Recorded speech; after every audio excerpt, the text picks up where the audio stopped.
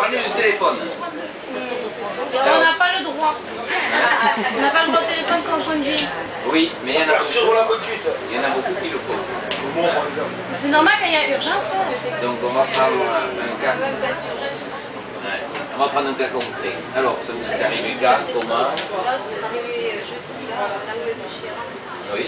J'étais à l'arrêt et j'étais arrêtée derrière une voiture et mon téléphone a sonné, j'avais pas le temps. Et j'attends un peu longtemps. Ça ne me cabine pas. Bonjour, sauf qu'on ne va même pas dire bonjour, on va dire les papiers. Donc vous étiez à l'arrêt sur une place de stationnement ou Non, dans la circulation? non, j'étais à la circulation. Vous savez que même si vous êtes à stationnement, si le moteur de la voiture tourne et que vous répondez au téléphone, ça ne va pas parce que la voiture tourne. D'accord? Donc, c'est une habitude de répondre dans Non, le non, téléphone. ça n'arrive pas chez moi. J'essaie d'être... Et j'essaie d'être... J'essaie d'être... Hier, de ne pas répondre. C'était dur. Oui. Mais bon, cette fois-là, j'ai répondu parce que c'était hyper grave. C'était pas le cool. Vous savez, on va me dire que c'est tout le temps. Ça et je suis super content. J'ai eu un monsieur tout à l'heure qui était comme vous, et c'est tout le temps mieux. Non, oui, oui, oui. Non, mais je ne mens pas. Une seconde, d'accord? Le temps que vous aperceviez le véhicule qui freine, et le temps que vous allez agir sur votre pédale de frein, il s'est écoulé une seconde. Donc en ville, si je prends le cas, je circule à 50, d'accord? Et pour calculer approximativement la distance, on multiplie par 3. Donc quand je suis à l'agglomération et que je circule à 50, le temps de voir le gamin qui traverse et le temps que je vais appuyer sur ma pédale de frein, mon véhicule a déjà parcouru 15 mètres.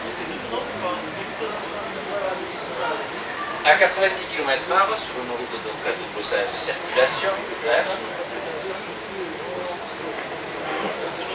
mon véhicule a déjà fait 27 mètres. Oui, il y a une seconde. Et je suis sûr Ah ben ça marche pas. que sur la route de Brissan, Je te jure. vous roulez en feu de croisement. Une route, plein phare. Cet appareil, le zoom, il marche pas. Ok.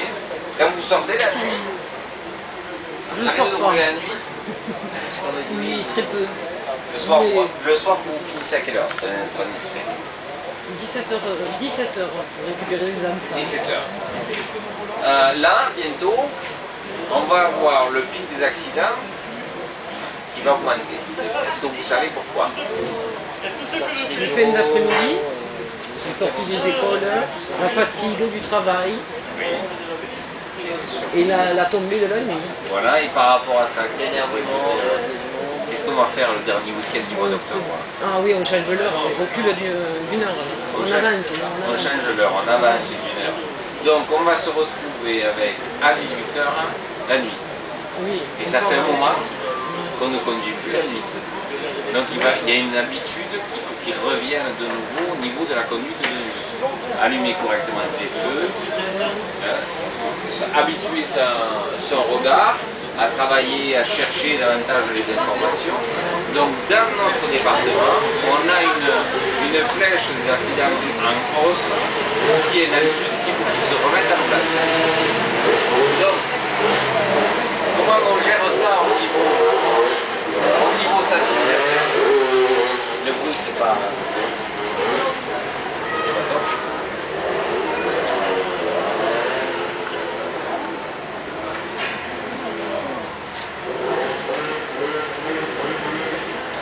Quand vous conduisez, d'accord, on va parler de votre attention de conduite. Hein. Donc il y a vous, roulant, qui pensez à vous, d'accord? Et ensuite il y a les autres conducteurs. Si je vous donne 100% d'attention, combien de votre attention vous conservez pour vous occuper des autres conducteurs? 25%, Voilà. 25 et 30%. Voilà, on dirait 20. 80 nous et 20% qu'on attache à l'autre. Alors l'autre conducteur, vous allez le surveiller à 20%. vous avez bien compris ce que je veux vous dire. Ou alors c'est le contraire. Hein. On se place dans la situation actuellement, vu qu'on a changé l'heure, on a le soleil, d'accord, qui se couche, qui descend beaucoup plus tôt. Donc je rentre à Gruissant, c'est pas, mais ton exemple me va bien, je rentre à Gruissant, j'ai le soleil dans le dos, et j'ai une excellente visibilité sur ce qui arrive en face. Je me place sur par rapport à celui qui arrive en face et qui rentre de Gruissant. Lui a le soleil en pleine dans le pare-brise, visibilité nulle. Donc, quand je dis 95% l'ombre, c'est par rapport à ça, c'est-à-dire je vais me poser la question, je vais me dire moi j'ai une bonne visibilité, ça veut dire que celui qui arrive en face, il n'y voit rien. Et donc je vais essayer de faire au mieux pour être vu, si je dois changer de direction. Hein. Donc toujours quand je conduis, c'est penser à l'autre. Parce que là, vous savez rien. S'il a bu, s'il a été contrarié, hein, s'il est en retard. Donc si je prévois, si je ralentis, si, comme quand j'arrive à une intersection et que je suis prioritaire, il y en a qui ralentissent pas du tout. Pour les sur de ville, c'est qu'il y a beaucoup de touristes. La signalisation n'est pas tout le temps bien vue, d'accord?